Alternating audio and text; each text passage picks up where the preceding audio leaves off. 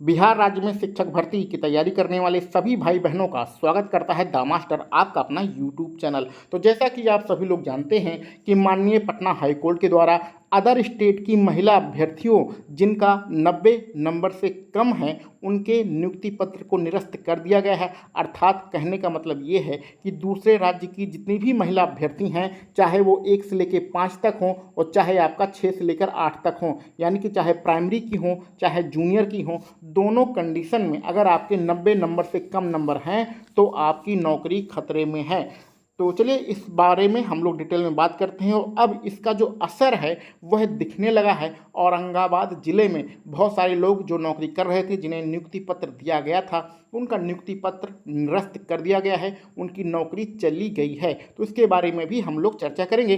तो चलिए आगे हम लोग बातें करते हैं और एक मुद्दे पर हम लोग सारी चीज़ें स्पष्ट करते हैं। तो माननीय जो पटना हाई कोर्ट था उसके आधार पर वहाँ पर एक याचिका डाली गई थी। उस याचिका में 6 से 8 की एक महिला अभ्यर्थी थी, उन्होंने अपनी याचिका डाली थी। उन्होंने बताया था कि सीटेट में उनके 89 नंबर हैं और जो सामान्य महिला के अंतर्गत उनका योग्यता को धारण करते हैं, लेकिन जब काउंसलिंग हो रही थी तो उन्हें नियुक्ति पत्र उनका निर्गत नहीं किया गया, उनका जो है नियुक्ति पत्र उन्हें नहीं दिया गया। तो इसके आधार पर पटना हाई कोर्ट में गई थी और पटना हाई कोर्ट ने कहा कि भैया जो 5% की जो छूट मिलती है वह सिर्फ बिहार राज्य के मूल निवासियों को ही मिलती है। आप दूसरे राज्य की हैं, इसलिए आपको यह छूट नहीं दी जाएगी। तो ये सारी पुरानी चीज़ें हैं जिसको आप लोग जानते हैं, किसको किस वर्ग के लिए कितने प्रतिशत योग्यता है, ये सारी चीज़ें यहाँ पर लिखी गई हैं। ये पूरा आदेश आप सभी लोग जानते ही हैं। अगर आपने आदेश डिटेल में नहीं पढ़ा है तो इसको टेलीग्राम चैनल पर डाल देंगे, वहाँ पर जाके डिटेल में पढ़ लीजिएगा। अब इसके क्या परिणाम हो रहे हैं उस पर हम चर्चा करते हैं। ये आपका जो आदेश है ये आपके 20 तारीख का आदेश है। ये औरंगाबाद जिला है, वहाँ का ये आदेश है 20 तारीख का। और ये जो सारे आदेश हैं ये 6 से 8 का जो है यानी जूनियर जो है उस पर लागू होता है। प्राइमरी का भी एक एक करके यहाँ पर जितने भी बच्चे हैं उन्हें उनके ऊपर भी संकट आएगा प्राइमरी में। तो आपको एक चीज़ और बता दें, जैसे कि प्रथम चरण की शिक्षक भर्ती हुई थी, उसके बाद द्वितीय चरण की शिक्षक भर्ती हुई। तो प्रथम चरण की शिक्षक भर्ती में ऐसे बहुत सारे जिले थे जिसमें 90 नंबर से कम जिनका था उन्हें नियुक्ति पत्र दे दिया गया। वो बच्चे आज भी नौकरी कर रहे हैं और कुछ जिले ऐसे थे जिन्हें उन बच्चों को बाहर कर दिया गया, नियुक्ति पत्र नहीं दिया गया। इसी प्रकार द्वितीय चरण की शिक्षक भर्ती में अधिकांश जिलों में, बहुत सारे जिलों में ऐसी कंडीशन हुई कि जिनके 90 नंबर से कम है उन्हें नियुक्ति पत्र नहीं दिया गया, उन्हें काउंसलिंग से बाहर कर दिया गया। लेकिन कुछ अपवाद स्वरूप कुछ जिले थे जहां पर नियुक्ति पत्र दिया गया। तो इस प्रकार से बहुत सारा विवाद उत्पन्न हुआ, किसी को नौकरी मिल रही है, किसी को नौकरी नहीं मिल रही है। तो अदर स्टेट के जितनी भी महिला अभ्यर्थी हैं वो बहुत ज़्यादा परेशान थी। तो इस प्रकार वो सभी लोग मिलकर पटना हाई कोर्ट गई और पटना हाई कोर्ट का अब यह फैसला आया है। तो अब यहाँ पर हमने ये स्पष्ट किया कि 2 चरण की शिक्षक भर्ती में बहुत सारी बातें हुई हैं, अलग अलग ज़िले में अलग अलग कहानी है। कहीं पर लोग नौकरी कर रहे हैं, कहीं पर उन्हें काउंसलिंग से ही बाहर कर दिया गया।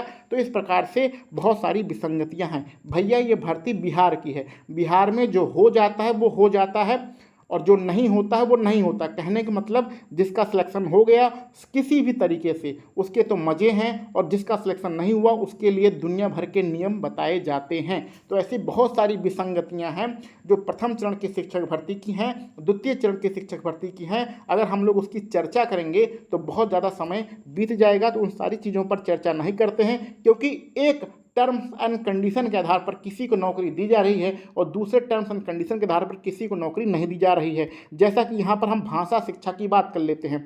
तो भाषा शिक्षा जैसे मान लीजिए किसी का हिंदी है, ठीक है, वो हिंदी का अध्यापक बन रहा है और सीटेट में उसका हिंदी सब्जेक्ट नहीं है, सीटेट में हिंदी विषय नहीं है। तो ऐसे बहुत सारे स्टूडेंट बाहर कर दिए गए हैं क्योंकि उनका सीटेट में भी हिंदी विषय होना चाहिए था, भाषा के रूप में हिंदी होना चाहिए था। लेकिन बहुत सारे जिलों में जिनका इस प्रकार से सब्जेक्ट कॉम्बिनेशन नहीं है, वो सीटेट में जैसे हिंदी का आप अध्यापक बन रहे हैं लेकिन आपका सीटेट में हिंदी विषय नहीं है, तो वो लोग नौकरी कर रहे हैं। तो इस प्रकार अगर कमियां ढूंढनी चाहें तो प्रथम चरण की द्वितीय चरण की शिक्षक भर्ती में बहुत सारी कमियां हम लोग ढूंढ सकते हैं, लेकिन अभी हम यहाँ पर सिर्फ सीटेट की बात करते हैं।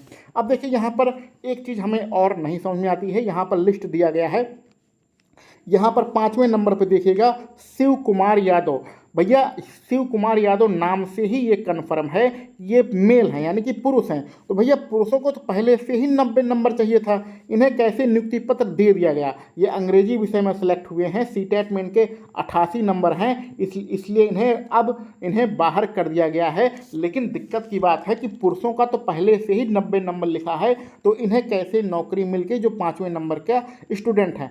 सरिता देवी हैं, ये हिंदी की इनका सिलेक्शन हुआ था 6 से 8 के लिए, सीटेट में इनके 86 नंबर हैं। चलिए सुमन पटेल हैं, ऋचा है, आराधना है, मुकेश कुमार गौतम 7वें नंबर पे मुकेश कुमार गौतम हैं, कविता शर्मा है, रीना यादव हैं, अंजना कुमार गौतम हैं। तो ये जो महिला अभ्यर्थी हैं, महिला अभ्यर्थियों का ही विवाद था। महिला अभ्यर्थियों के 82 नंबर होना चाहिए अथवा 90 नंबर होना चाहिए। विवाद महिला अभ्यर्थियों के लिए ही था। लेकिन इस लिस्ट में आप देख रहे हैं 2 पुरुष हैं, तो पुरुषों को कैसे नियुक्ति पत्र दे दिया गया? 90 नंबर से कम होने पर भी कैसे इन्हें नियुक्ति पत्र दिया गया? ये तो समझ के बाहर की बात है। तो ये हमने पहले ही अभी कहा है थोड़ी देर पहले, ये बिहार है, यहाँ पर कुछ भी हो सकता है।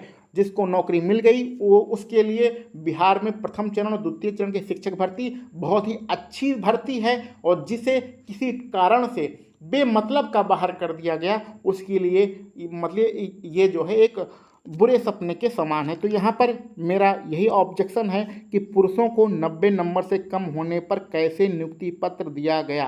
ठीक है, तो बाकी तो जो महिलाएं हैं, महिलाओं को तो अब क्या ही किया जाए, बिहार पटना हाई कोर्ट के आदेश से अब इन्हें बाहर कर दिया गया है।